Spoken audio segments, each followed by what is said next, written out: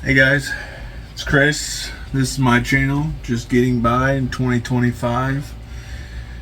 And like I said yesterday, I try to only do videos that I can relate to so I don't get up and start talking in front of the camera or something. Like I don't know what the hell. I have to edit that out. Dang it. I'm trying to avoid, once I get monetized, being demonetized. And one way is I know the guidelines say excessive or offensive language, so I don't know. A couple of words here and there might not be too bad, but today's title is, I got a few notes over here. So if you see me look over there, I wrote myself down a few notes right here. So it's kind of a big topic, and there's 8 different things that I said to myself that I would go back and tell myself. So basically I'm 44, and if you're in your 30s or your 40s, watch this. So basically, I'm going to talk about some things that I've learned over the last, I would say the last 24 years, because that's when I really learned. I mean, you start learning from the day you're born, but there's 3 big mistakes that were my downfall in life, and these ain't gonna pertain to everyone. So, but these 3 were my downfall, and I'm just gonna go through them maybe one at a time. How they were my downfalls, maybe just a little brief, because if I went in deep into it, I'm gonna be on here for hours. I don't want to do all that.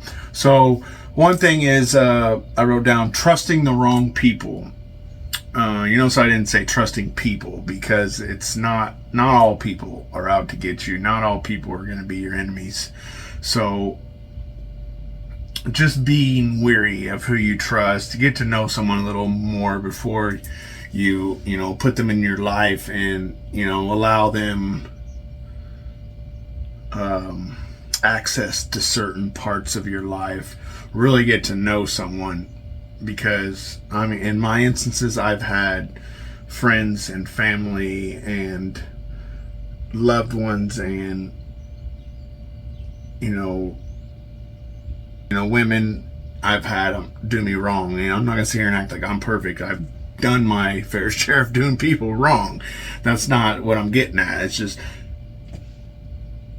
learn to trust the right people, and there's ways that you can do that. Like I said, put those people in your life, find out what they're about, see if, are they about, what they can gain from this, or do they truly want to be a friend? And, friendship is about helping each other out, not just one side. It's about being there for each other, and whether it's, physically, emotionally, or whatever have you. A friend can mean many different things to someone, but I think it generally starts where you can trust that person, obviously. So I would say to make sure you trust the right people, and be cautious and be wary of those people, because it'd be, the old saying that, what is it? The family be the first to stab you in your back. That's freaking true. I've lived that in a few instances, and it really sucks, and it's shitty to say, but it's true. Maybe not for everyone, but it is. Like I said, I'm not going to go into it too deeply about my downfalls, okay? The second one is putting my hands on a woman. Now, this is one thing that many people probably wouldn't talk about or won't talk about, and the reason why they wouldn't talk about it is because they never seen that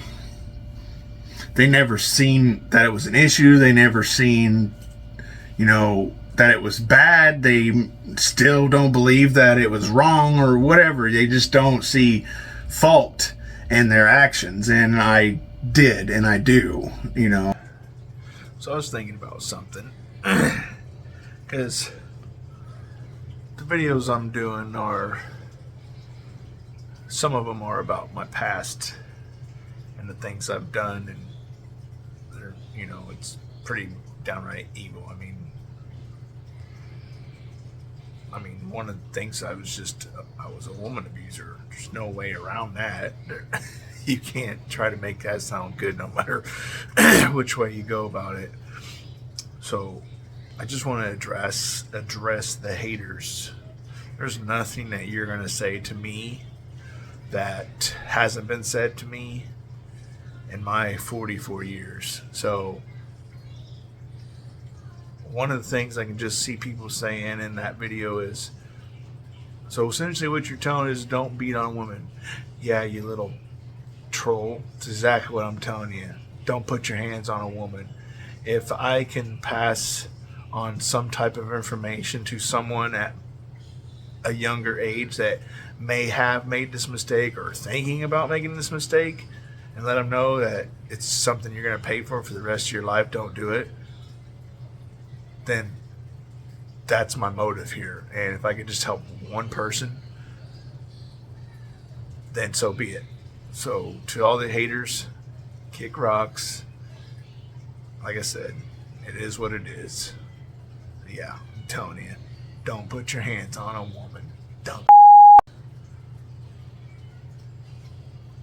Oh, I don't do that no more. It's been many years. But I had that problem, and I'm not going to sit here and try to make it look like try to rationalize it or try to make it look like, I was innocent or anything like that. But there was a lot of factors that played into that. There was drugs.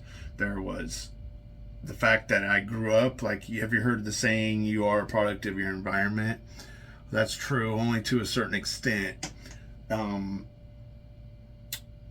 You're all your life you grow up around certain things. For instance, in my life, I grew up watching my mother being abused. I didn't see it from my own father. That's one thing. I don't have a father. I've never had a father in my life. Like I said, I'm 44. I'll be 45 this year in May, and I've only met my father twice. I think it's only twice in my entire life, and so I don't really know my father. So I grew up without a father, but my mother always picked the wrong men. Every stepfather I ever had, I watched abuse her, and one of which actually abused me as well, mentally and physically. As well, I was sexually abused as a child, but not by my stepfather. That's another story I might go into sometime on a whole nother chapter, a whole nother video. But watching my mother being abused by men really played a huge factor in my life. And it did. I grew up being very protective of my mother and always saying I'd never be that man. I'll never be the man that puts a hand on a woman. I freaking wish that was the truth. It was my first marriage. I'm not going to sit here and I'm not going to sit here and try to rationalize it and make it look like, what I did was okay or anything, but there were some issues. There was drugs that played into this. There was the fact that that's really the only thing I knew, was anger and violence. So when I got into a relationship, that's what I knew. But I withheld back for a long time. I can remember, I don't know how many occasions, telling myself I'm not going to hit her. And she was always hitting me. It's like a slap, when the women gets mad. I don't know if you've ever been in a relationship with a woman will slap you. There was drugs involved, like I said, and she was angry and she would slap me all the time. We'd have fights. Like I said, we were always fighting, and she would slap me. And I can remember exactly where we were at, the exact moment, time of day, and everything when it first happened, because it never left my mind. It was the worst thing that could ever happen to me at that point in time. I didn't get in trouble from her or anything like that, but to me it was the worst feeling in the world that I had conformed to what I said I never would be, a woman abuser. And well, that went on for years. 7 years we were into drugs. It was actually 5 years for me that we were into drugs. Methamphetamines was our choice of drugs, and I ended up getting clean. And it's been 22 years now. Thank you, because I know some people will say thank you, and that's a good, a good accomplishment, which it is. I am proud of myself for that. So I just wanted to say thank you ahead of time. But around the 5 year mark,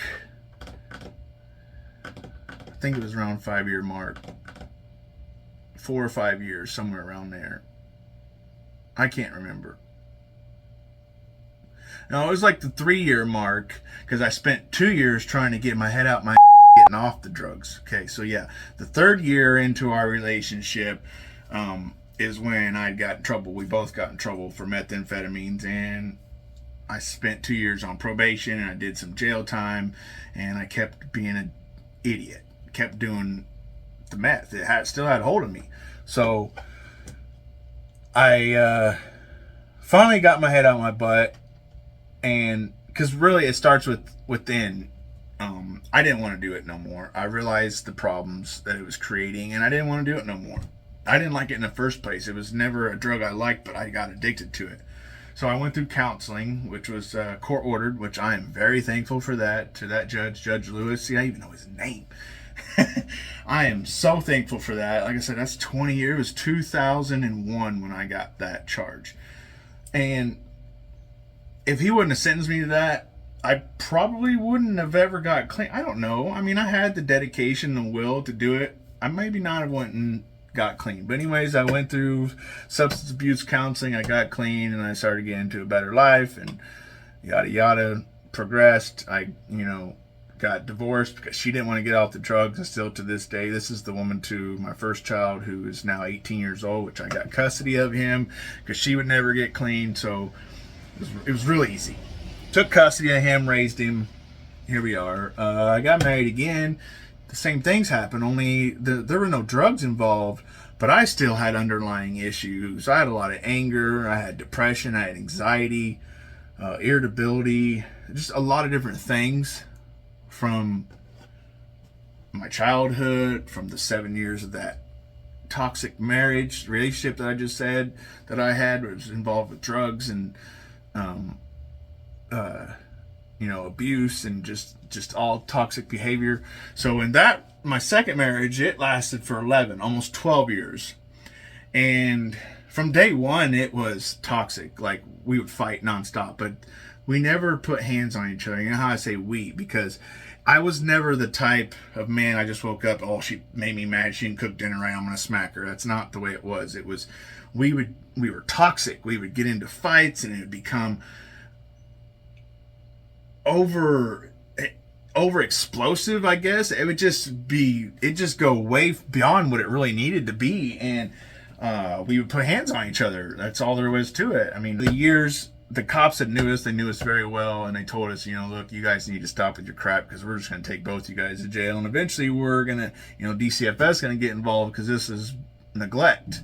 You're fighting in front of your children all the time. So, that crap ended. And that's when I finally realized, I had realized in that 12-year span that it was a problem.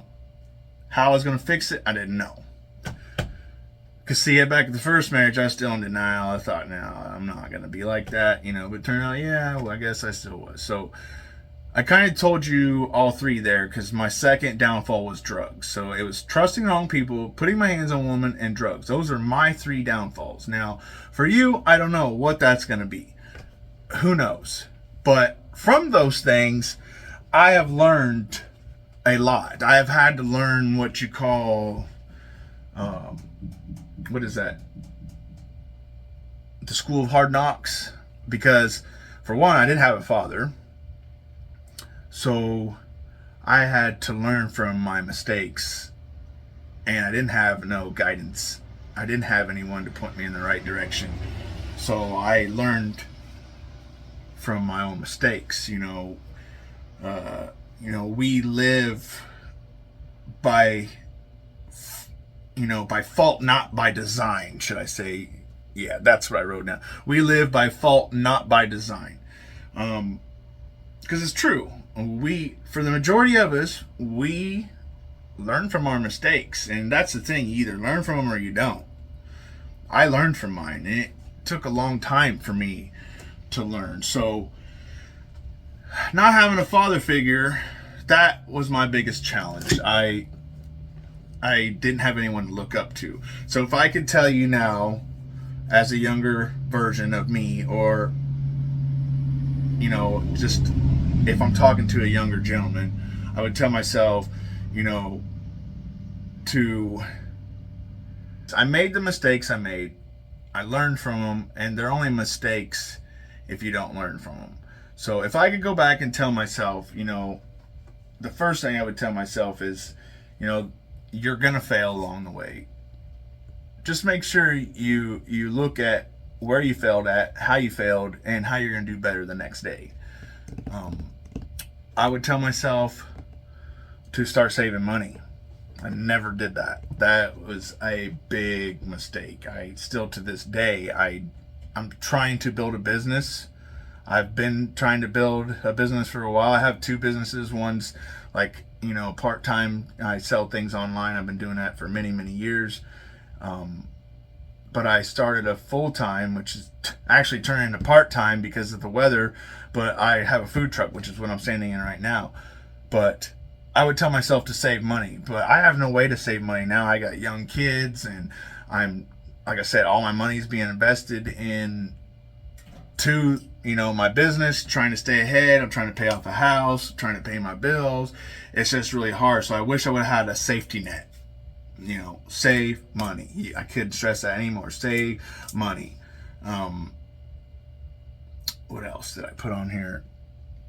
Oh, invest. Yes, definitely invest. That's something I've always done, whether it's investing in a business, investing in stocks or bonds. Whatever. I've never got into the stocks and crypto. Now you got this generation now. I'm a millennial, so I was born into both, but I haven't quite learned the crypto and Bitcoins and all that. So invest in something. It doesn't have to be something physical anymore. Invest in something. But do your due diligence before you invest in it, because I don't want it to be a fail for you, which that's part of the game. You may invest and lose a few times. So, don't let fear or your lack of knowledge stop you from pursuing things. So like, another thing, let's say, set goals, take responsibility, along the way. If you set goals and you fail, take responsibility for it. If you make any mistakes, not even just setting goals, if you make any kind of mistakes throughout your life, take responsibility. If nothing else, take responsibility for your mistakes. Because that's where growth is going to come into play. If you're not taking responsibility, you're not going to see faults in it, and you're not going to grow from it. So that could be a big part of your life, is taking responsibility. What else did I write? Being consistent and dedicated.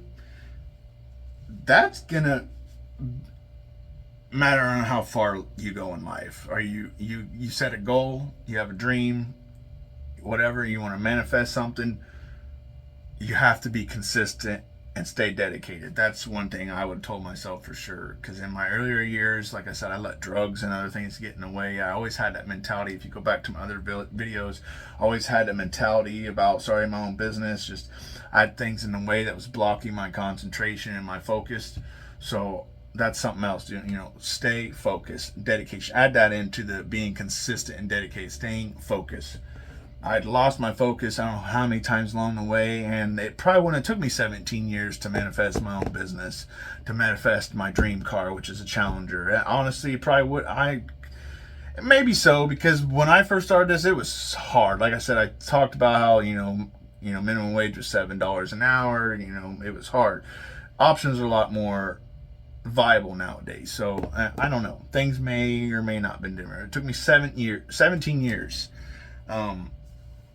But going back to the focus part again, I would tell myself, about the focus, because you're going to achieve eventually, over time, it may take some time, but eventually, over time, you're going to achieve what you focus on and what you put your time and your effort and your energy into. You will achieve it. I promise you. I mean, if you are willing and able, dedicated, like I said, all those things have to, I mean, you're really dedicated to this, you'll achieve it. There's no way around it. You have a goal, set it, achieve it. It's very feasible. Don't let your fear stop you. Don't let other people stop you. I talked about that in my last video. Don't let other people get in your head. I mean, that is definitely one thing I would tell myself. I think I have, let's see, 2 more, I think. Kind of goes hand in hand with being consistent, dedicated, and focused. Is I wrote down is dedicate yourself to learning new things daily, which I'm doing. I feel so bombarded because being an entrepreneur, I got so many things on my plate. Like, I just started this YouTube stuff, and I do eBay. I have this food truck.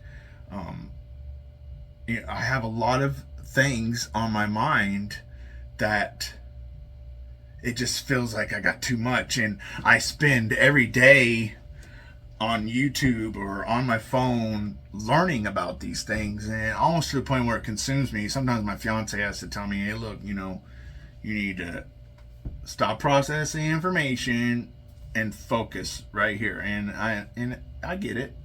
I'd rather be consumed in learning and bettering myself than being consumed in drugs and all the bull crap I was in my earlier years. Now, I'm not perfect now, and depending on who you talk to, people would have some pretty bad things to say about me. But like I said, it'd be depending on who you talk to, because there's a lot of people that heard a lot of bad things or may have seen some things, but that's not me anymore. I've changed a lot. I've realized my faults, and I'm working to be a better person. So, I mean, that's all there is to say about that.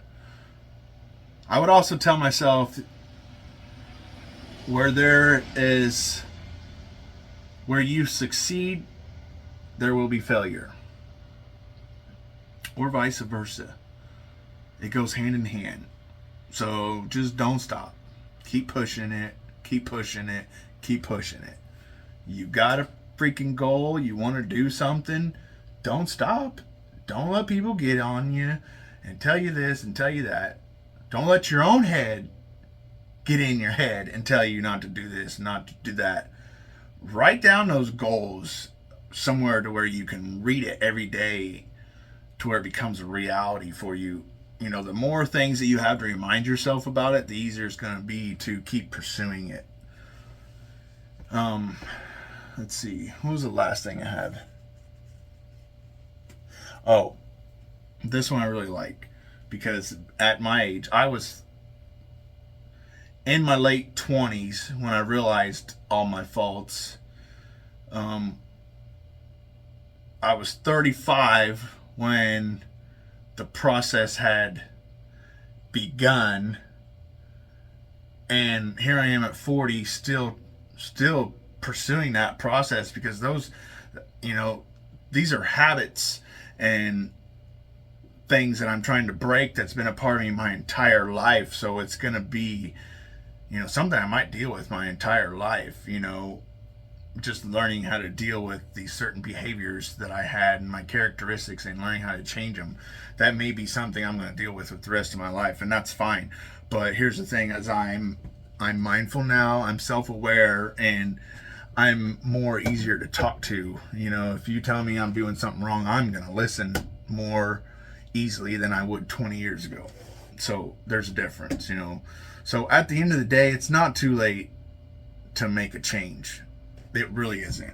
It's not too late to make a better tomorrow. It never is. So that's what you can say to yourself at the end of the day, no matter what. If you've had a bad day and you screw up and you keep screwing up, you can always tell yourself it's not too late to have a better tomorrow. Because it's not. You can get up and dust yourself off and try again. That's all there is to it. And I forgot the other thing I was going to say is I was going to tell at the beginning of this video that the first thing I would tell myself at my age, going back to my 20s and my 30s, but if I could tell my younger self, the first thing I would tell myself is that anything that had happened to you as a child is not your fault. Okay? No matter what anyone says, anything that happened to you is not your fault. All right? So remember that. Anything that happened to you as a child, it's not your fault. You didn't have control in that. But who you become as an adult, or if you recognize it, that's the thing. You got to recognize who you've become as an adult, and you don't do anything about it, then that's your fault. And that's what I've been doing for the last years, is just recognizing my faults and going through those things, and it's been a hell of a path.